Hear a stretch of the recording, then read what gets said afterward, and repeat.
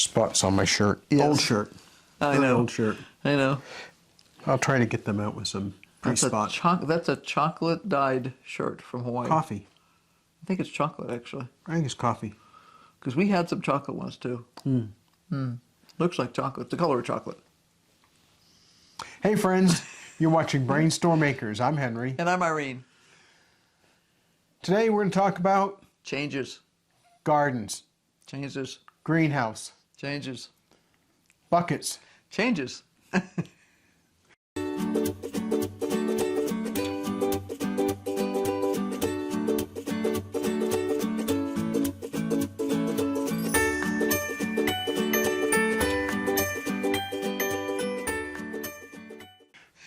Some years you just have to decide that you're going to make some changes. And this was one of them. There's a tremendous feeling that most people have right now, I think, to want to grow a little bit more, to want to make sure that their food source is a little bit more complete and a little less reliant on those amazing grocery stores that raise the prices every single time I'm in there. But sometimes you also have to cut yourself a little slack and just decide that you're going to change things up. Now, this is our first year since the beginning of COVID that we're having any events that we attend. And our three big ones that we always seem to manage to go to are all supposed to happen this year. Yeah, now the original reason for not going to events really didn't have a whole lot to do with the pandemic. What it really had to do with the events didn't happen. Right, the events were canceled. We attended our last event in February of 2020, and everything after that was canceled for 2 years, essentially. And so this year, our May event happened.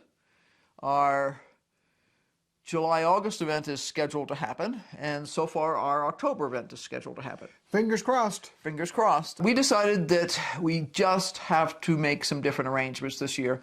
And part of it is an infrastructure change for us. We're in the process of trying to upgrade our infrastructure. So we've got some temporary solar panels up right now. We're going to be doing some more construction this fall in terms of a permanent shed to mount all the new solar panels on. We will probably also upgrade our battery collection. We're definitely going to upgrade the batteries because we need a little more capacity to keep us through the evening, and if what we have planned for this winter works in the greenhouse, we're definitely going to need that additional capacity. Right. So we're looking objectively at our infrastructure and trying to make well thought out financial decisions about some of that infrastructure. So we've done things like the house has been caulked and painted now. There's still a couple of spots that need to be finished up. Some of it's work that we need to do, which will not happen instantly. We recognize that. We've already warned the person who's working with us. It's going to be a while before we get back to things. Yeah, I was able to paint most of the house previously. I did all the eaves of the house before any of the other outside painting was done. But with my knee problems, I'm just not up to going up and down ladders all day long for several days. And you get somebody who's a pro at it, and he got it done way fast. You know, I could have learned to use the paint gun because we own one. Yeah, we own a professional paint sprayer. It's very, very effective. It works great. Right. Irene could certainly use it. It's not a big deal, but our friend is older and he could use some work, and that's really what happened. We are very loose and forgiving when it comes to people doing a lot of things on our homestead that we can't or shouldn't do ourselves. We're doing things like that. We're trying to make differences that will be long-term investments. The last time this place was painted was, how many years ago? 14 years ago. 14 years ago. Okay. So if this paint job lasts another 14 years, I'll be thrilled. You know what I mean? It'll last a long while. Maintaining your house is an investment in and of itself. Now, we've made several gardening decisions, the first of which happened a number of months ago, and that is to not run our greenhouse through the heat of the summer when we're not here. It's not an issue of not being able to use it. It's that we really can't expect somebody else to come in and make sure things are working right. For the past 2 years, or 2.5 years, we've been home. So we Right. were able to manage it, maintain it, and make sure things worked smoothly. Right, but our systems in the greenhouse are not robust enough to operate on their own. They need daily maintenance multiple times a day. And there's really no way to make them robust enough in the summertime. You know, if we were willing to spend thousands of dollars, sure, we're not. Also, the reality is we've done an evaluation of what we have in the pantry. The reality is I have used 1 jar of tomato sauce from last year. Yeah, that's not a whole lot. I think that we put up A couple of hundred jars a of lot, tomato sauce. a lot of tomato sauce. So I have plenty of tomato sauce, even if we don't can any, and we probably will.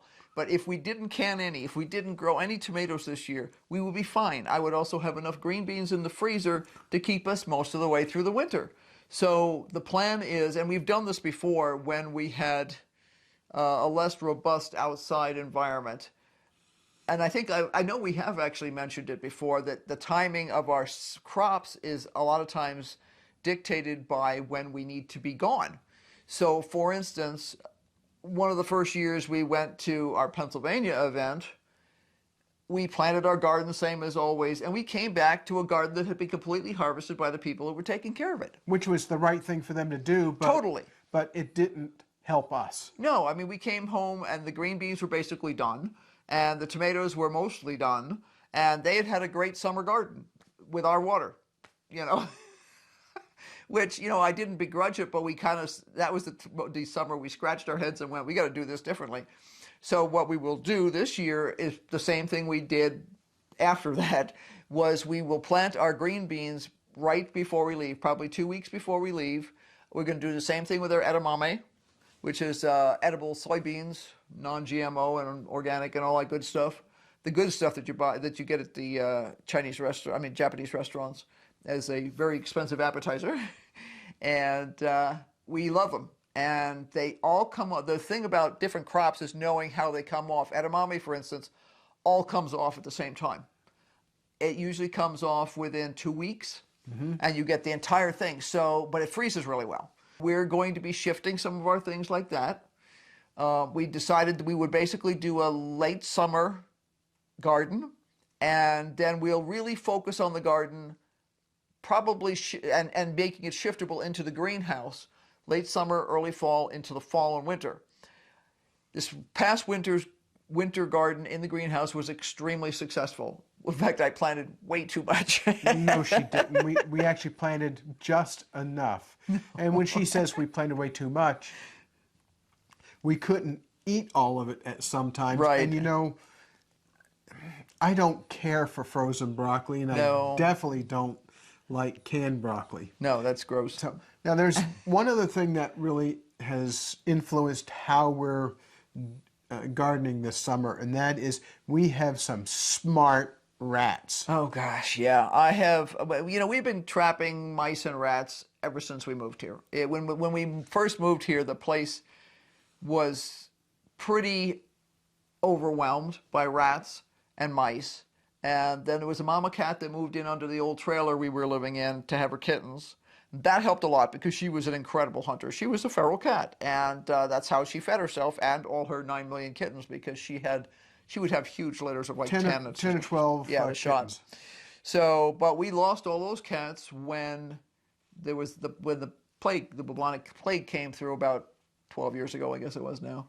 And so we have considered establishing a feral colony here, but we need some infrastructure before we can do that. Now, if you've been watching for a while, you've seen some previous shows where we had some nighttime shots of the rats. And what's really, really frustrating about these rats, evidently they learned over time.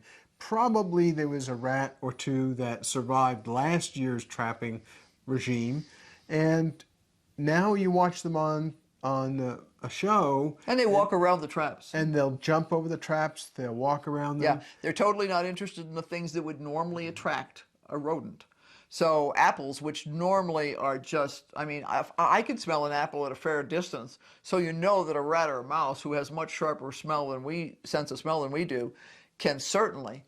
They just totally ignore those. Now, the mice don't tend to ignore them, but so this morning, one of the things I did was I put out a water trap. And I'm going to find some other short buckets and put out more water traps. We really don't like using water traps because they're not instant. I prefer something that kills an animal instantly. I'm not trying to torture them, although there's times when you feel like you should after they've demolished your plants. But I want to be as humane as I can. The real problem with these rats is they are smart. They don't go after peanut butter. They don't go after apples. They don't go after any kind of nuts I've put out on the thing. They do like the brassicas, but they don't go after brassicas that have been picked off the plants. Right. So they have a way of wanting to browse through our garden. Right. Now, unfortunately now, all the brassicas that we'd saved through the winter and brought out into the outside garden have been decimated by the rats. Well, and we harvested for a while, and then I decided that they were just not doing as well because it's too hot. I mean, we've been over 100 degrees a significant percentage of the time for the last month. And that's the other problem that we're making some of these decisions based on. It's been way too hot already. Right. It doesn't have any signs of really slowing down. We're consistently in the upper 90s, generally speaking, and low 100s. When we first moved here, we'd have a few days All summer of 100 degrees Yeah. all summer long, and it cooled off at night. Climate change has really changed that for us. Also, June is the hottest month of the year here. In July, we normally get the monsoons with storms coming through. Even if they don't bring rain, will cool it down. So it makes it more doable, and it's cooling down at night during that time frame, which does make it more livable. So we've just decided to shift a bunch of things. We have some infrastructure that we're working on for this fall, which we will not reveal until we've got it in place. But If it works, I think it's going to be a significant advantage for us. because it'll make our greenhouse more serviceable and some other stuff. And we have some other thought process we're working on some projects mentally right now in terms of what can we do to change up some of the things we're doing.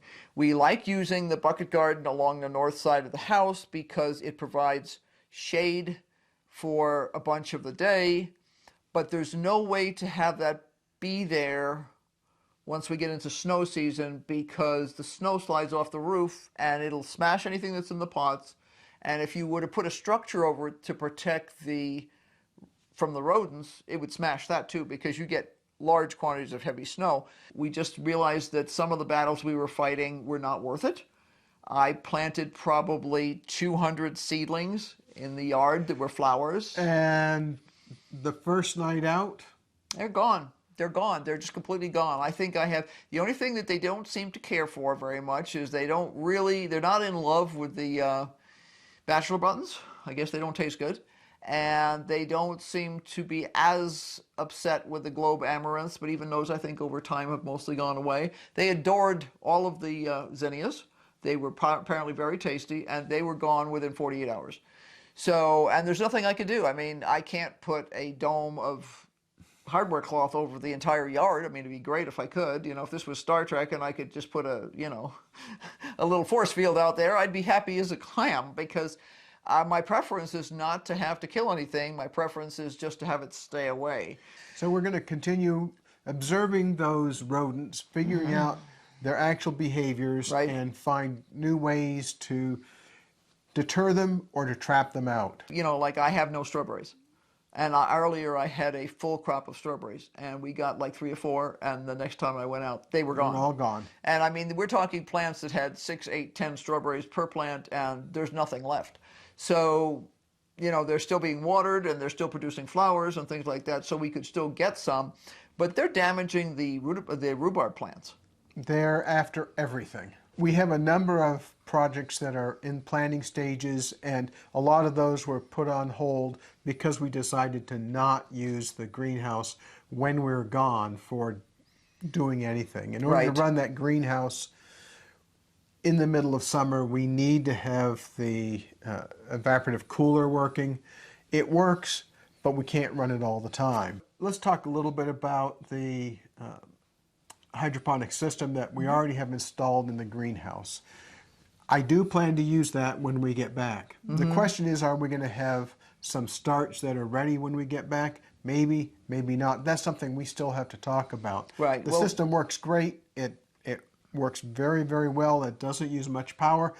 It ran all summer long last year just with the panels that we had in our solar system.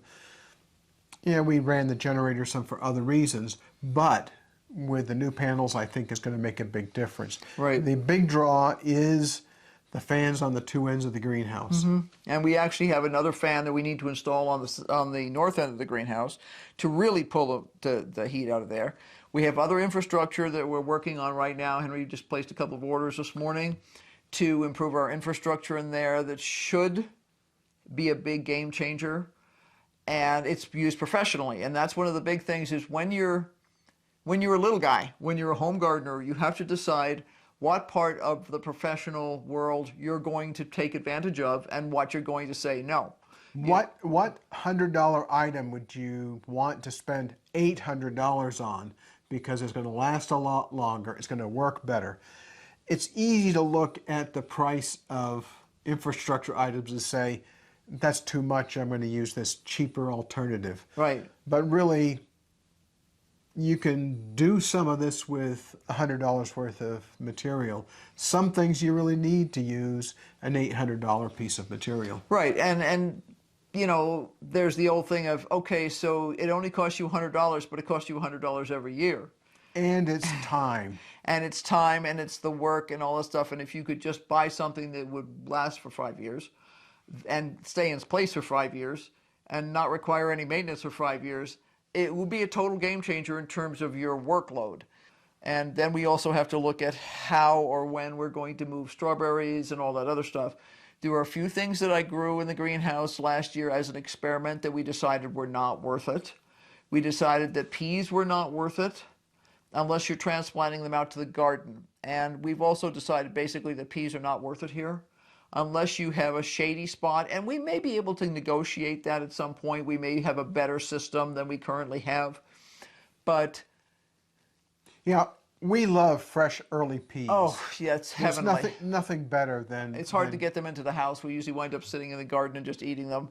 And there's nothing wrong with that. Jack has gotten tired of listening to us. He He's has. asleep. He's zonked out over on the floor. It's hot too, which doesn't help. But we have a lot going on. We have a lot of changes we're going to be making. And this is the year of changes and experiments. We've already... Every year is a year of experiments. Yeah, it is. It's a matter of how many experiments are we doing it once, yeah. My preference is to only have a couple at any given moment. The last couple of years have been more difficult than usual in terms of that. And it can be gratifying or it can be a disaster because when you're doing an experiment, it either comes out or it doesn't. And sometimes it's halfway in between, you know. But when you have a bunch of experiments that fail at the same time, it can be kind of depressing. Data is data. You know, I don't look at it as it failed or didn't fail. My question is, what do we learn from that experiment? Right. Is that experiment something that is doomed to failure in our environment all the time? Right. Some things are. Right. Some things are. I mean, we've chatted with a bunch of people this spring about the problems they've had with their germination rates, with their seedlings, and a lot of people have had issues. No clue why. I have a couple of theories for some of our own personal issues, but those are just theories. I am going to be changing my seed starting mix to Haas Tools sells a seed starting mix that has built-in natural fertilizers, and I own some of it now, so the next few things I start will be started in there. The theory being that as a home grower who doesn't have any automation, there's times when we mean to water or we mean to fertilize or we mean to, and we just don't get to it. Now, we always have to get to watering here because you'll kill things if you don't. When you're thinking to yourself, gee, are those plants big enough? Do I need to fertilize them now? And then you wait a week and now they're looking a little sad and you're thinking, I should have fertilized them last week. Well, because this has built-in slow-release fertilizers, it should solve that problem. We'll see. It's another one of those things. We've not used this product before. Nope. It'll be interesting to see how this experiment turns out. Yeah, because I have recently, when I did finally get a few things to grow, I fertilized earlier than I normally would have with something that was very mild. I spoon fed it, where you're just giving it a tiny bit of 20-20-20. And that did seem to make a difference. But sometimes our life just gets crazy busy. And everything that we have to do, if we have a doctor's office call and say, hey, we've got a cancellation, so instead of waiting a month and a half to get in to get your teeth cleaned, you can get it done tomorrow. You go. You usually go because you just want to get it done, but that means it screws up your whole system. And you have to be flexible. You do. Speaking of flexible. Yes, time to go. Time to say goodbye, Irene. It is. So be sure to like, subscribe, and hit that notification bell, because obviously we have a lot that's going to be happening. And we're going to share with you guys everything we try. And as we get results, just like we've shared when we've tried specific varieties of veggies and stuff like that, this worked great, that sucked. We'll tell you the same thing with what we're doing with the other projects. And, was it really worth it? Sometimes it's worth it for us. It might not be worth it for another person, because, some of the people we follow on YouTube, for instance, they never travel ever anywhere. And we don't want to be in that situation. It's not that I'm going to pop off to Europe next month or something, not unless I win the lottery. Then I'll see you later. But you'll be seeing YouTube videos from Europe. But other than that, we don't want to be 100% tied. We've tried to automate the garden enough so that a mere observer could come by every couple of days and go, everything looks okay. Oh, that broccoli's ready. I'll take that, And they don't have to spend a lot of time wandering around. And, in the past, we were lucky enough to have close neighbors handle things a couple of times, but you can't always find that. I've also been lucky enough to get a friend to stay here a couple of times. But some of their lives have changed now too, so they can't do that. So, until next time, bye. Keep brainstorming, but keep it short. Good luck with that.